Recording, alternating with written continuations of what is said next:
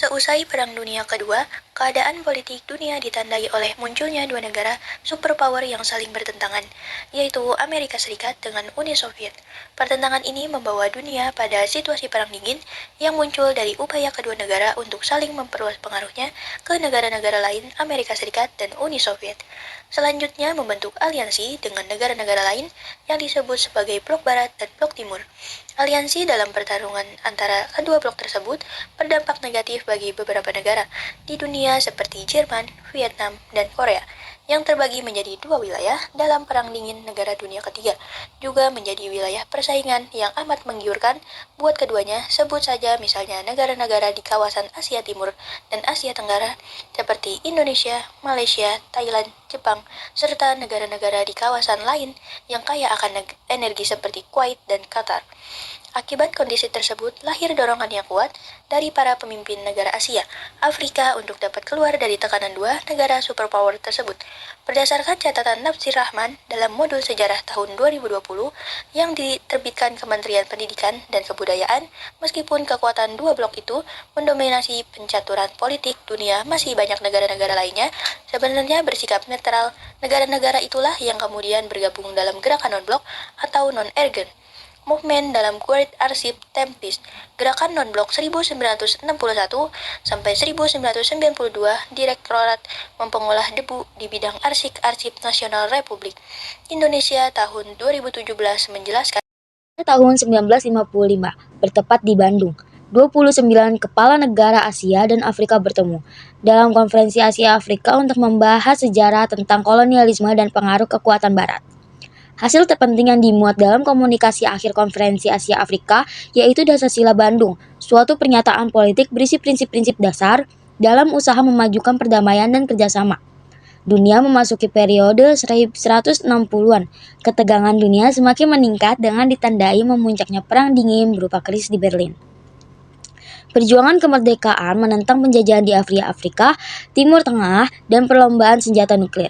Menghadapi situasi itu, Presiden Indonesia Soekarno bersama Presiden Yugoslavia Joseph, Presiden Mesir Gamal Abdel Nasir, Perdana Menteri India Jawaharlal Nehru, dan Presiden Ghana Kwame berkeinginan untuk memperluas gerakan non-blok yang telah dimulai di Bandung melalui Konferensi Asia Afrika.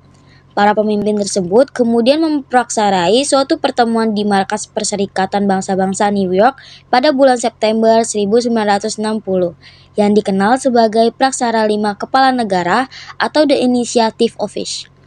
Pertemuan di sela-sela sidang Majelis Umum PBB ke-15 berhasil mengeluarkan suatu komunika bersama yang membuat aksi politik diantaranya menghimbau negara adidaya untuk menghentikan produksi senjata atom dan nuklir.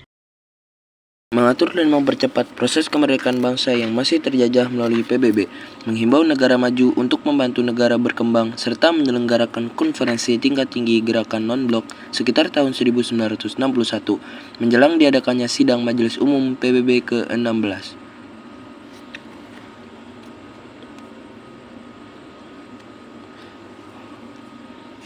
Pemirsa, perwujudan dari Prakarsa 5 Kepala Negara. Selanjutnya diselenggarakan pertemuan di Kairo pada tanggal 5 sampai dengan 12 Juni 1961 yang dihadiri oleh 20 negara.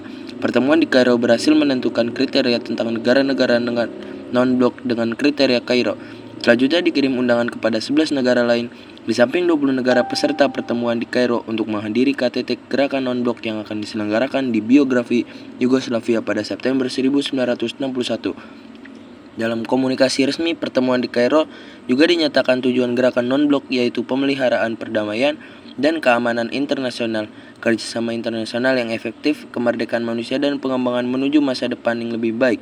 Akhirnya KTT gerakan non-blok pertama dapat diselenggarakan pada tanggal 1 sampai dengan 6 September 1961. Konferensi ini dihadiri oleh 25 negara yaitu Afghanistan, Aljazair, Yaman, Myanmar, Kamboja, Sri Lanka, Kongo, Siprus, Mesir, Ethiopia, Ghana, Guinea, India, Indonesia, Irak, Lebanon, Mali, Maroko, Nepal, Arab Saudi, Somalia, Sudan, Suriah, Tunisia, dan Yugoslavia.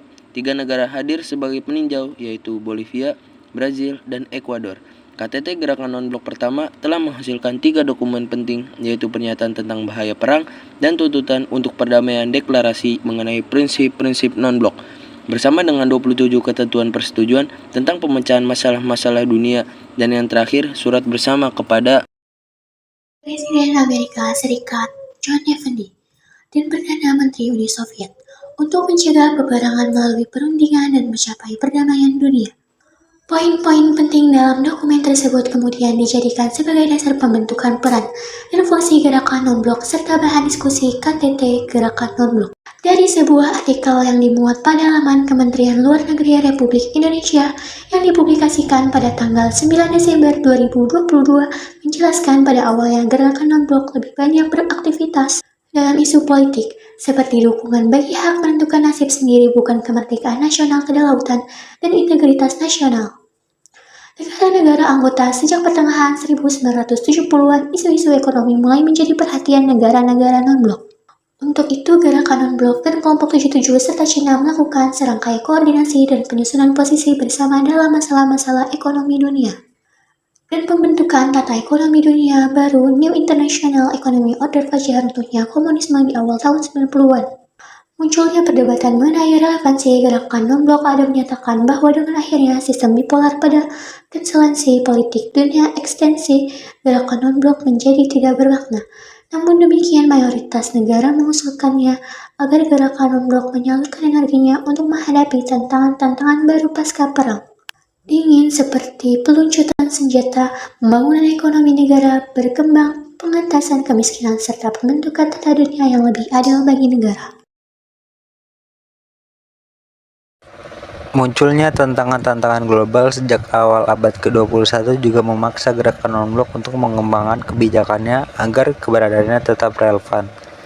Isu-isu baru juga menjadi perhatian gerakan non-blok seperti terorisme, konflik internal, negara separatisme berlanjutnya, pengembangan senjata baru, teknologi informasi dan komunikasi, serta pencapaian pembangunan berkelanjutan.